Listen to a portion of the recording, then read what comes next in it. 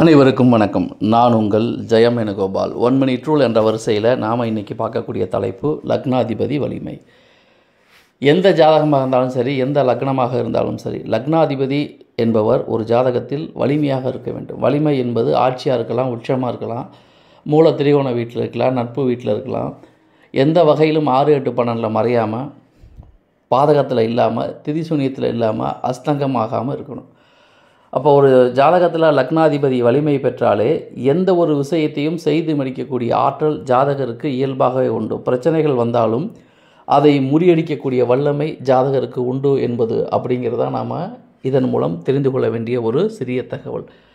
லக்னாதிபதி ஒரு ஜாதகத்தில் வலிமையாக இருந்தாலே அவருக்கு தேவையான விஷயங்களை சாதித்து கொள்ளக்கூடிய வல்லமை உண்டு.